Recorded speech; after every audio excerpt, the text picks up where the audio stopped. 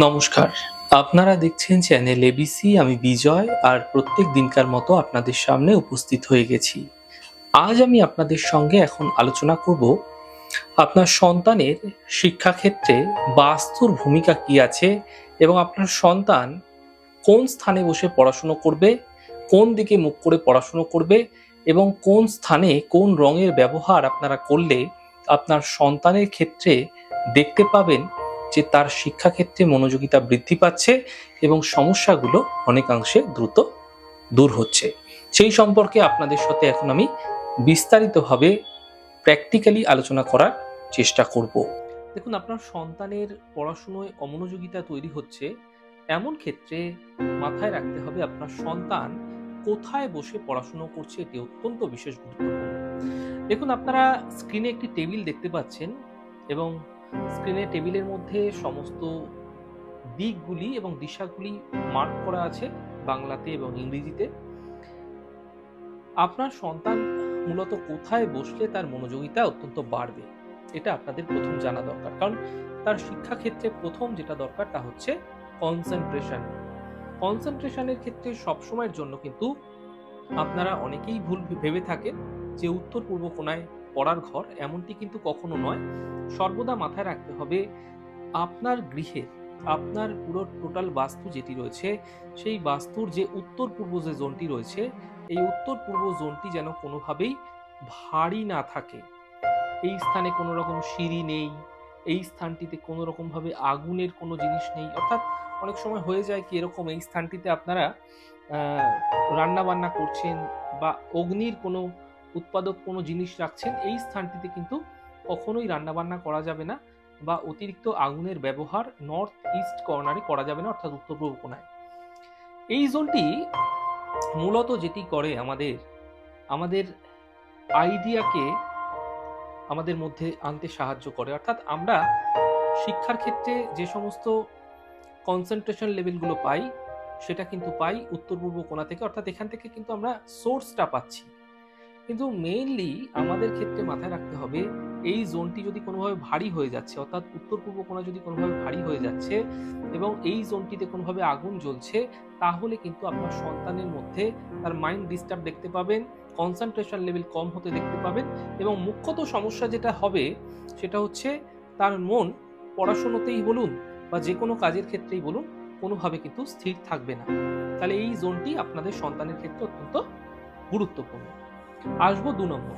দেখুন, আপনার সন্তান কোথায় বসে পড়াশুনো করবে এবং কোন স্থানে বসে পড়াশুনো করলে তার পড়াশুনোর স্থায়িত্ব বৃদ্ধি পাবে। দেখুন, ওয়েস্ট সাউথ ওয়েস্ট যাকে আমরা পশ্চিম দক্ষিণ পশ্চিম, আপনারা দেখতেই পাচ্ছেন ঠিক উত্তর পূর্বের উল্টো দিকে সাউথ ওয়েস্ট, তার ঠিক নিচের দিকটা যে জোনটি রয়েছে পশ্চিম দক্ষিণ পশ্চিম, এই জোনটি হচ্ছে আপনার সন্তানের পড়াশোনার জন্য আদর্শ ঘর। অনেকেই বলবেন উত্তর পূর্বে পড়া যেতে পারে, অবশ্যই যেতে পারে, কিন্তু ওয়েস্ট সাউথ ওয়েস্টে যদি পড়াশুনো করছে এবং এই স্থানটিতে যদি আপনার সন্তানের বইপত্রগুলো রাখছেন, তাহলে সেটি আপনার সন্তানের ক্ষেত্রে অত্যন্ত বেটার রেজাল্ট দেবে। যার ফলে আপনার সন্তান পড়াশোনার প্রতি কিন্তু আগ্রহ বৃদ্ধি পাবে। আপনার সন্তানের মধ্যে একটা সবসময় কিন্তু তার প্রতি ফোকাসড, অর্থাৎ পড়াশোনার প্রতি যে ফোকাস সেটা থাকতে দেখতে পাবেন। এখানে আরেকটা যেটা গুরুত্বপূর্ণ জিনিস, এই জোনটিতে যদি আপনারা কোনো মোবাইল রাখছেন, আপনারা কোনো কম্পিউটার রাখছেন, তাহলে কিন্তু তার প্রতি আপনার সন্তান আকৃষ্ট হয়ে যাবে, অর্থাৎ আসক্তি জন্মাবে। তাহলে আপনাকে মাথায় রাখতে হবে যে আপনি যখনই আপনার সন্তানের বইপত্রগুলো রাখছেন তখন ওয়েস্ট সাউথ ওয়েস্ট জোনে আপনারা রাখার চেষ্টা করুন। এই জোনটিতে যদি আপনারা আপনার সন্তানের বই রাখছেন তার প্রতি কিন্তু তার আসক্তি জন্মাবে, অর্থাৎ বই খাতার প্রতি তার আসক্তি জন্মাবে। তাহলে এখান থেকে কিন্তু আপনারা অনেকেই বলে থাকেন, আমাকে প্রশ্ন করে থাকেন যে স্যার, ছেলে আমরা পড়াশোনা তো করছে কিন্তু প্রচুর পরিমাণে মোবাইল ঘাটছে, প্রচুর পরিমাণে কম্পিউটার ঘাটছে, যার ফলে কিন্তু তার পড়াশোনায় মনোযোগিতার অভাব হচ্ছে। এই জোনটিতে যদি আপনারা কোনোভাবে কোনো মোবাইল রেখেছেন, কোনো রকমভাবে তাকে এই ঘরটিতে থাকতে দিচ্ছেন কিন্তু এখানে তার বই নেই, তাহলে কিন্তু তার মধ্যে এই ডিস্টার্বগুলি দেখতে পাবেন। তাহলে হলো দুটো দিক, একটা হলো উত্তর পূর্ব, একটা হলো ওয়েস্ট সাউথ ওয়েস্ট। এবার আসবো আমরা রঙের বিষয়। দেখুন, রঙের ক্ষেত্রে উত্তর পূর্ব যেটি রয়েছে, এই উত্তর পূর্বের এই যে জোনটি রয়েছে এই জোনটিতে কিন্তু লাল রং করা যাবে না। আপনারা এখানে দেখতে পাচ্ছেন আমি নীল রং করে রেখেছি। এই জোনটিতে সর্বদা হালকা নীলাভ কালার করা যেতে পারে, আকাশি কালার করা যেতে পারে। এইখানটিতে কোনোভাবে যেন হলুদ রং না আসে। অনেকেরই কিন্তু একটা ভুল ধারণা আছে যে উত্তর পূর্ব কোণা মানেই কিন্তু হলুদ রং, এমনটি নয়। উত্তর পূর্ব হচ্ছে জলের দিক। তো এই যে জোনটি রয়েছে আপনারা দেখতে পাচ্ছেন, এই কোণাটি কিন্তু আপনারা সর্বদা নীলাভ বা হালকা নীলাভ বা অ্যাকোয়া কালার, আকাশি কালার এই ধরনের রংগুলো কিন্তু আপনারা ব্যবহার করতে পারেন।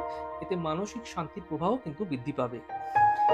এখানে তাহলে লাল রং এবং হলুদ রঙের ব্যবহার করা যাবে না।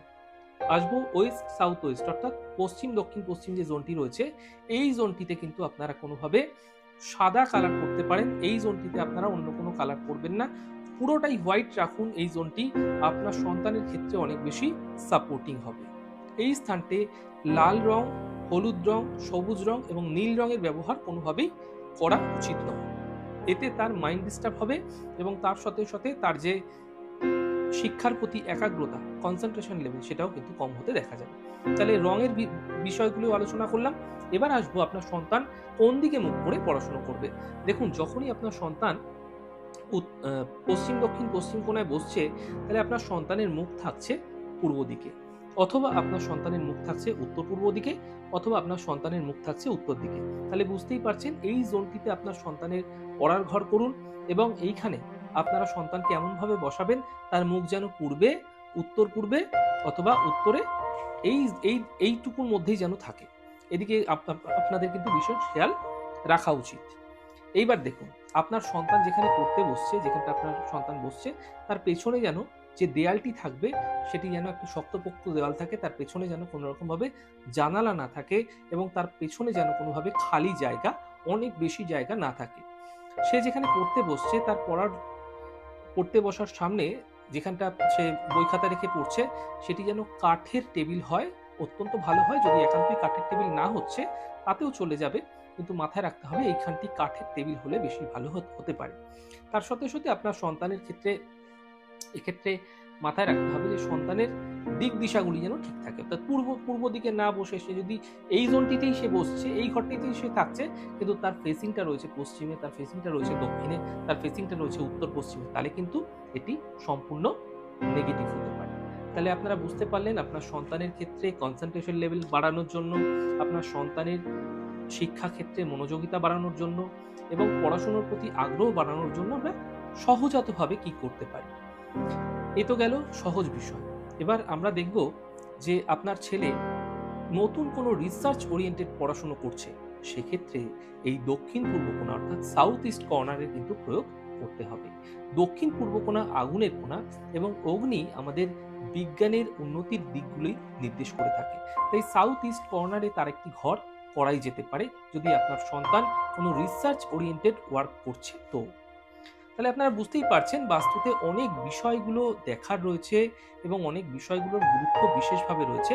তাই আপনারা আপনার সন্তানের বিষয়গুলি নিয়ে যদি আরো নিজস্বভাবে সঠিকভাবে জানতে চাইছেন, তাহলে আমার সাথে কিন্তু সরাসরি যোগাযোগ করতে পারেন। নিচে দেওয়া স্ক্রলে যে নাম্বারটি যাচ্ছে 7003134009, এই নাম্বারে আপনারা সরাসরি যোগাযোগ করে আমার সাথে আপনারা কিন্তু কন্ট্যাক্ট করতে পারেন।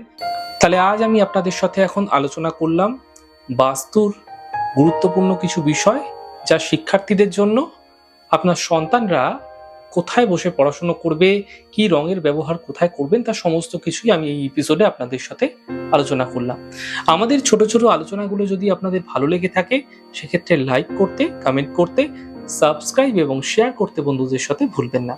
অনেক ভালো থাকুন, সুন্দর থাকুন, সুস্থ থাকুন। আগামী পর্বে দেখা হবে। নমস্কার।